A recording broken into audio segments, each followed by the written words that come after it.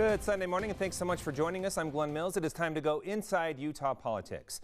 We begin this morning with Speaker of the House Brad Wilson. He's joining us via Zoom from the state capitol to discuss his thoughts on the upcoming special session to address COVID-19 in Utah. Speaker Wilson, great to have you with us. Thanks so much for your time. Thanks, Glenn. As the top lawmaker in the Utah House, I want to know what your message to Utahns is. This is an unprecedented time. We've never experienced anything like this in our lifetime. So what do you say to the people of Utah? Well, I think a couple of things that are really important. The first is thank you. Thank you for your really proactive response to this, for taking the directives and the asks that we've had seriously and keeping people safe. It's working. We feel really good about where we're at right now. There's plenty of work to be done, but we're heading in the right direction. The second thing that I would say to everyone in Utah is that things are going to start getting better. And we're not sure exactly what that timeline looks like, but it's sooner rather than later. We've got a lot of careful things we've got to consider, but we're going to be in a good spot here again soon. And we're just going to have to work together to make that happen. And that, Speaker, is a day we all look forward to, no doubt about that. I want to get your thoughts on the state response and this debate over directive versus order. What are your thoughts?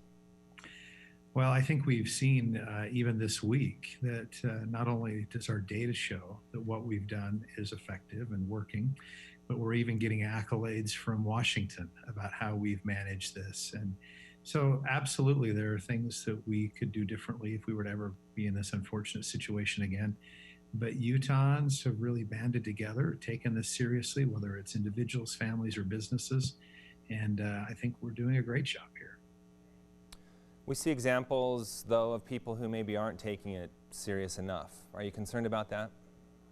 Well, you have that in every state, whether they have an order or a directive, where people choose to not be team players and comply. And so we're just trying to figure out the best way to manage this for Utahns. But yeah, we've got a serious health condition and concern out there, and we need people to take it seriously. Let's get into what to expect from a special session now. This is going to be interesting because my understanding is it's going to be virtual.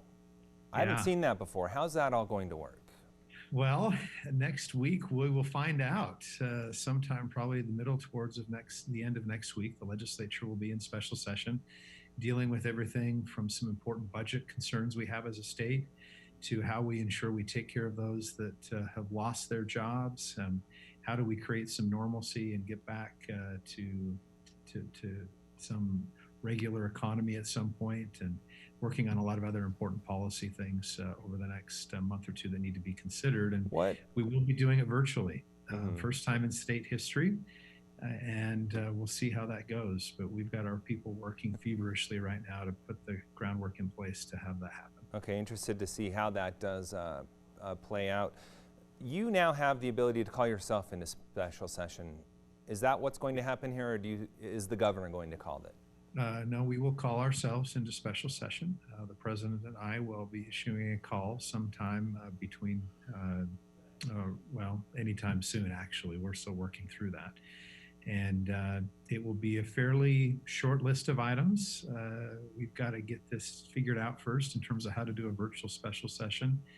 But I do, Glenn, suspect that there will be more than one special session over the next 3 months to deal with the urgent and important items that the legislature needs to be working on. Okay, and I do want to point out to our viewers that in between the time we recorded this and this airs, that call may have already come out, just to clear that up real quick. Let's get specifically into the budget. This is going to no doubt have a huge impact on our budget. So what are you looking at doing specifically there? Well, there are three big issues we've got to deal with just in the short term. Because of the change of the filing deadline for income taxes, we're going to see a big deficit in this fiscal year, which ends in June. And that revenue that normally would come in this year will come in July. So we've got to move some money from one year to another. We also need to ensure that we're appropriating enough money to deal with the health care needs of the state over the next 90 days. And so we appropriated $24 million during the last general session, which ended in March. We're still working through the numbers, but I would suspect you'll see us appropriate anywhere from $50 to $75 million of additional money just for the next few months related to COVID-19. And then lastly, we've got to work through and accept the federal money that's coming in. Between state and local money, it's over $1 billion. And we've got to not just accept that, but start to create some parameters of how that might be used over the course of the next 12 months. We won't be appropriating much of that in the special session that's coming up, but laying the groundwork for that appropriation. Okay, Speaker, let's get into the rainy day fund. I think it's safe to say it's raining. How much of that are we going to get into, and what kind of impact will that have? So the rainy day funds have to be used for very prescriptive and specific things. We won't be dealing with the rainy day funds in the upcoming special session, but we will be working through the rainy day funds and the options we have with them for the upcoming fiscal year, as well as how do we deal with there's approximately $700 million of federal money that's coming to the state to deal with this pandemic and the economic and health consequences of it. And we'll be dealing with most of that in an upcoming special session, either in May or June.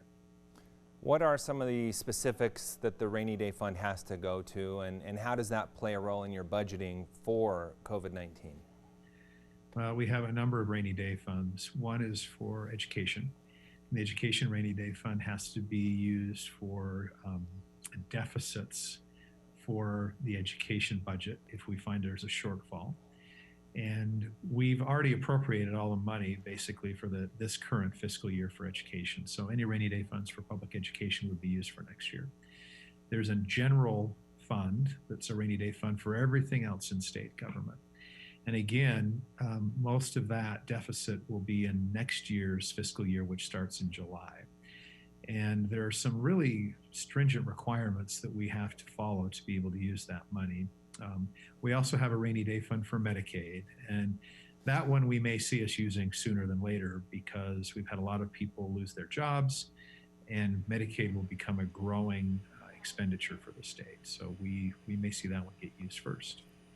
Okay, very good. Let's get on to the impact on the election. No doubt unprecedented impact there as well. I understand you guys might be taking up some election issues as far as dates and deadlines.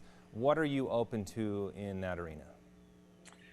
So we will have a bill in the special session dealing with the election. At this point, I don't believe we'll be changing the date. The date will remain June 30th, but we will make accommodations so that the voting can be done without having people show up in person.